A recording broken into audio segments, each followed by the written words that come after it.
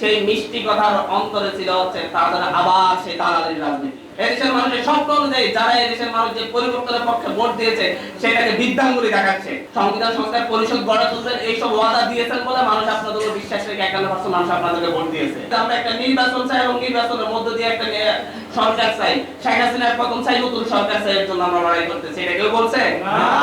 কেউই বলে নাই। প্রত্যেকটা দেয়ালে দেয়ালে, প্রত্যেকটা রাস্তায়, প্রত্যেকটা প্ল্যাকার্ডে ছিল আমরা সংস্কার চাই, পরিবর্তন চাই, নতুন আকাঙ্ক্ষা চাই, নতুন।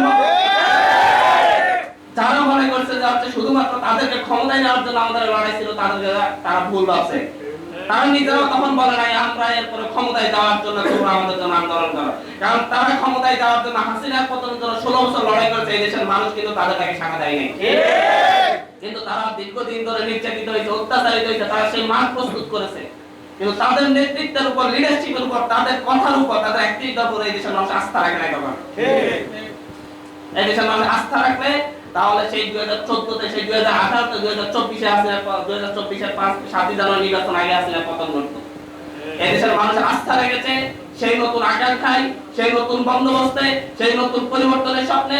এই তরুণ যারা সামনে এসেছে তাদের কথার উপর আস্থা রেখেছে। নির্বাচনের পরে মিষ্টি মিষ্টি কথা বলা হয়েছে যে আমরা সকল পরিবর্তন চাই। নির্বাচনের আগে সুন্দর সুন্দর কথা বলেছে, আমরা পরিবর্তন চাই, মেনে নিব, আমরা 31 দফা দিয়েছি, আমরা সবকিছু মেনে নিব, বিচার বিভাগের স্বাধীনতা চাই, বিচার বিভাগের সচিবালয় চাই, গুম প্রতিরোধে আমরা কাজ করবো, আমরা তো গুমের শিকার, সাইবার সিকিউরিটি অ্যাক্টের নামে আমরা মত প্রকাশে বাধা দিব না, অনেক মিষ্টি মিষ্টি কথা, দুর্নীতি দমন কমিশনকে শক্তিশালী করব, এই ধরনের মিষ্টি মিষ্টি কথা বলে যে জুলাই সনদের পূর্ণাঙ্গ বাস্তবায়ন করবো। যেই প্রশ্নগুলোতে গণভোট হয়েছে সেই প্রশ্নগুলো আমরা বাস্তবায়ন করবো। আজকে আমরা হ্যাঁ বলতে বলছি, যদি আমরা আজকে আপনাদেরকে হ্যাঁ বলতে বলে গণভোটের পক্ষে ভোট দিতে গিয়ে যদি পরে যদি আমি অস্বীকার করি, তাইলে আপনারা আমাকে বেঈমান মনে করবেন না, পরবর্তীতে আবার আসতে হবে। এইভাবে মিষ্টি মিষ্টি কথা বলা হয়েছে, এবার বলা হয়েছে না? কিন্তু সেই মিষ্টি কথার অন্তরে ছিল হচ্ছে তাদের আবার সেই দালালির রাজনীতি। তারা আবার এই দেশকে, দেশের শাসন ব্যবস্থাকে তারা আবার সেই ভারত আর পশ্চিমাদের মতো করে গড়ে তুলতে চাচ্ছে। তারা এই দেশের মানুষের আকাঙ্ক্ষা অনুযায়ী, এই দেশের মানুষের স্বপ্ন অনুযায়ী যারা এই দেশের মানুষ যে পরিবর্তনের পক্ষে ভোট দিয়েছে সেটাকে বিদ্যাঙ্গুলি দেখাচ্ছে।